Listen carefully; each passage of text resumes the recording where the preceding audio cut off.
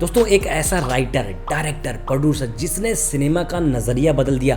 दोस्तों थंबनेल देख के आपको पता ही चल गया कि मैं किसकी बात कर रहा हूँ। मैं बात कर रहा हूँ क्रिस्टोफर नोलन की, जिनकी अभी हाल फिलहाल में मूवी आई है द ओडिसी। लेकिन भाई साहब इन्होंने और भी बहुत ही बेहतरीन मूवीज दी हैं, जिसको देखने के बाद इंसान का जो दिमाग है ना वो बिल्कुल घूम जाता है और सोचने पर मजबूर हो जाता है कि भाई ये बंदा कैसे ऐसी मूवीज बना सकता है, कैसे ऐसी मूवीज की कहानी लिख सकता है। तो मैं कुछ ऐसी मूवीज बताने वाला हूँ क्रिस्टोफर नोलन की जो आपके होश उड़ा देने वाली है। अगर आपने इन मूवीज को नहीं देखा है तो समझ लो आपने अभी तक कुछ भी नहीं देखा है। तो बात करते हैं क्रिस्टोफर नोलन की पहली मूवी से। तो जो इनकी पहली मूवी है जिसका नाम है फॉलोइंग, 1998 में ये मूवी आई थी। और ये जो मूवी है लो बजट की थ्रिलर मूवी थी, जिसमें कहानी आपको एक राइटर की देखने को मिलती है। वो राइटर जो अनजान लोगों का पीछा करता है और एक दिन वो ऐसे जुर्म में, ऐसे डेंजरस सिचुएशन में फंस जाता है जहां से निकलना बहुत ही ज्यादा मुश्किल हो जाता है। और ये जो मूवी थी क्रिस्टोफर नोलन ने अपने वीकेंड पर अपने दोस्तों के साथ ही शूट करी थी। उसके बावजूद भी ये जो मूवी है, इस मूवी की जो स्टोरी टेलिंग है वो बहुत ही ज्यादा यूनिक थी। और रेटिंग की अगर मैं बात करूं तो भाई इस मूवी को 7.4 की रेटिंग दी गई है। वहीं बढ़ते हैं अगली मूवी की तरफ जिसका नाम है मेमेंटो। 2002 में ये मूवी आई थी और क्रिस्टोफर नोलन की ब्रेक थ्रू मूवी साबित हुई थी। और इस मूवी की जो कहानी है उल्टे सीक्वेंस पर चलती हुई नजर आती है। एक इंसान जो अपनी याददाश्त पूरी तरीके से खो चुका है और इसकी वाइफ का मर्डर हो चुका है। अब वो अपने वाइफ के मर्डर को ढूंढता है। बहुत सारे लोगों का कहना है कि जो आमिर खान की गजनी मूवी बनी है वो इसी कॉन्सेप्ट पर उठाकर बनाई गई है या कॉपी करी गई है। लेकिन मैं आपको बताऊं जो गजनी मूवी है ना, मेमेंटो के सामने कुछ भी नहीं है। मेमेंटो की जो स्टोरी लाइन है और जो चीजें दिखाई गई हैं, विजुअल्स वगैरह जो दिखाई गए हैं ना, वो बहुत ज्यादा यूनिक है, बहुत ज्यादा कमाल के हैं। सबसे बेहतरीन तो इसका स्क्रीन प्ले है और इस मूवी को स्क्रीन प्ले के लिए ऑस्कर अवार्ड भी मिल चुका है। और रेटिंग की बात करूं भाई इस मूवी को मिले हैं 8.4 की रेटिंग आउट ऑफ 10 IMDb द्वारा। वहीं बढ़ते हैं अगली मूवी की तरफ। तो भाई अगली मूवी जो है 2002 में आई थी जिसका नाम है इंसोमेनिया। ये जो मूवी एक साइकोलॉजिकल क्राइम थ्रिलर मूवी है जिसमें आपको अल पचिनो भी दिखाई देने वाले हैं। वो इस मूवी में एक डिटेक्टिव का रोल प्ले करते हुए नजर आते हैं। उनको एक केस दिया जाता है और वो केस को सुलझाने की कोशिश करते हैं, लेकिन उस केस को सुलझाते वक्त उनसे उन्हीं के दोस्त का मर्डर हो जाता है। लेकिन वो चीज किसी को बताते नहीं कि भाई मेरे द्वारा मेरे दोस्त का मर्डर हो चुका है। लेकिन वो जो मर्डर होता है उनकी रातों की जो नींद होती है उसको उड़ा देता है, चैन और सुकून सब खो जाता है और इनकी लाइफ में इतनी चेंजिंग आ जाती है कि पूछिए मत। भाई ये जो मूवी है आपको बहुत ज्यादा हिला के रख देने वाली है। रेटिंग की अगर मैं बात करूं 7.4 की रेटिंग मिली है। और इस मूवी में रॉबिन विलियन का जो विलन वाला रोल है ना, वो लोगों को आज तक याद है।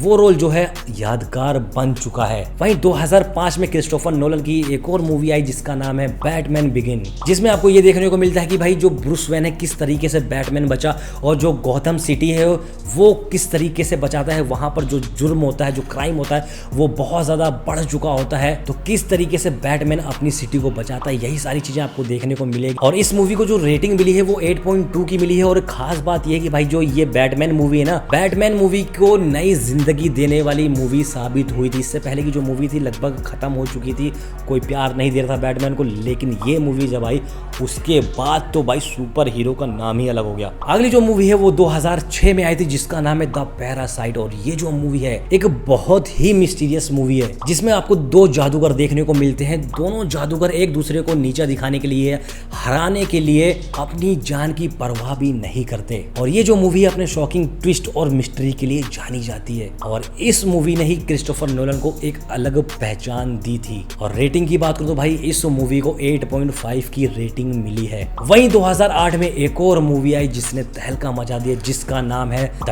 Dark night. बैटमैन और जोकर के बीच में अच्छाई और बुराई की लड़ाई आपको इस मूवी में देखने को मिलती है। और इस मूवी ने सुपर हीरो सिनेमा की जो डेफिनेशन होती ना उसको बदल कर रख दिया था। और जोकर का जो किरदार है उस किरदार को इतिहास के सबसे महान विलन के रोल में याद किया जाता है। नोलन की डायरेक्शन ने इस मूवी को ऑल टाइम क्लासिक बना दिया था। इस मूवी की जो रेटिंग है उसको सुनकर आप हिल जाने वालों। भाई IMDb ने इस मूवी को 9 पॉइंट की रेटिंग दी है आउट ऑफ 10। वहीं बढ़ते हैं अगली मूवी की तरफ। तो अगली जो मूवी है क्रिस्टोफर नोलन की 2010 में आई थी जिसका नाम है इंसेप्शन। इस मूवी ने science fiction story telling movie को एक नया बेंचमार्क सेट करके दिया था। और इस मूवी ने के सपनों के अंदर सपनों की कहानी ने लोगों को बहुत ही ज़्यादा हैरान करके रख दिया था। वैसे आपको समझ में नहीं आएगा मैंने क्या कहा, तो मैं आपको समझाता हूँ कि इस मूवी में कुछ ऐसे लोग होते हैं जो लोगों के सपनों के अंदर जाते हैं और वहाँ पर जो उनकी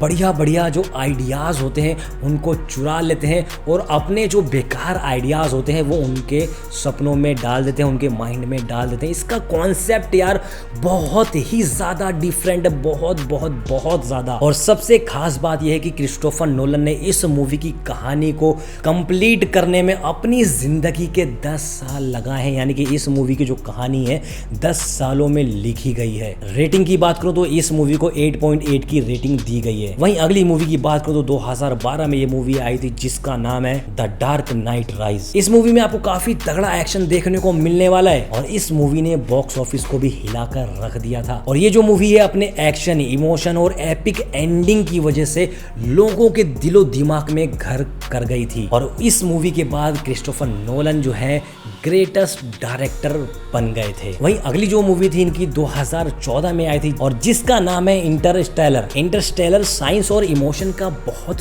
तगड़ा मिक्स है और इस मूवी ने ब्लैक होल और टाइम डायलेशन के कॉन्सेप्ट को इतनी इजीली तरीके से समझाया है कि कोई मन बुद्धि होगा ना वो भी समझ जाएगा। और इस मूवी ने लोगों के दिमाग पर इतना ज्यादा असर डाला कि आज भी ये जो मूवी है ग्रेटेस्ट मूवी की लिस्ट में शामिल है। वही बात करते हैं अगली मूवी की जिसका नाम है डैन क्रेग। जब किसी जंग की कहानी शब्दों से नहीं बल्कि विजुअल्स और इमोशन से सुनाई जाए उसे कहते हैं डैन क्रेग। ऐसी कहानी जो सीधा दिल में उतर जाती है। क्रिस्टोफर नोलन ने ऐसा सिनेमा क्रिएट किया जिससे लोगों के होश उड़ गए। इस मूवी के जो विजुअल्स हैं और जो बैकग्राउंड म्यूजिक है वो दिलो दिमाग को बिल्कुल झंझोर कर रख देते हैं। और मूवी की जो कहानी है दूसरे विश्व युद्ध में फंसे हुए सैनिकों के ऊपर है, लेकिन ये जितनी आसान आपको लग रहा है उतना आसान नहीं। इस मूवी को 3 टाइम लाइन के जरिए आपको दिखाया गया है, यानी कि एक युद्ध का मैदान जिसमें 3 टाइम लाइन चलती हुई आपको नजर आएंगी।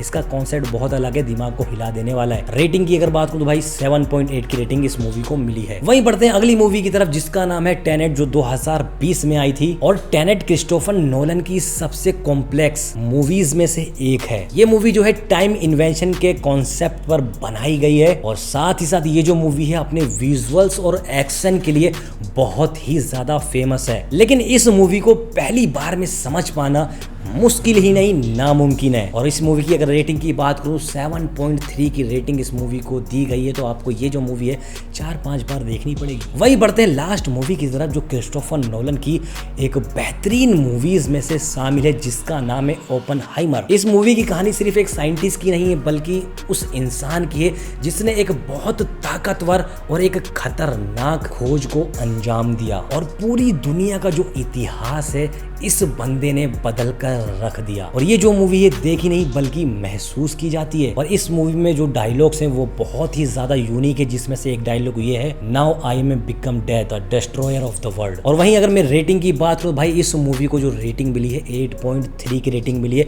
तो जितनी भी मैंने मूवीज बताई हैं सारी की सारी जो क्रिस्टोफर नोलन की मूवी है और सारी की सारी जो मूवी है एक अलग कॉन्सेप्ट पर बेस है जिसको देखने के बाद दिलो दिमाग जो है बिल्कुल ही काम करना बंद कर देता है और आप सोचने पे मजबूर हो जाते हो कि भाई एक इंसान जो ऐसे विजुअल्स ऐसा विजन रखता है जिसके आगे सभी डायरेक्टर, प्रोड्यूसर और जितने भी फिल्म इंडस्ट्री के लोग हैं सभी फेल हो जाते हैं, नतमस्तक हो जाते हैं। बाकी आपने इन मूवीज में से कितनी मूवीज देखी कमेंट करके जरूर बताना और आपने अगर एक भी मूवीज नहीं देखी है तो भाई इन मूवीज को जरूर देखना।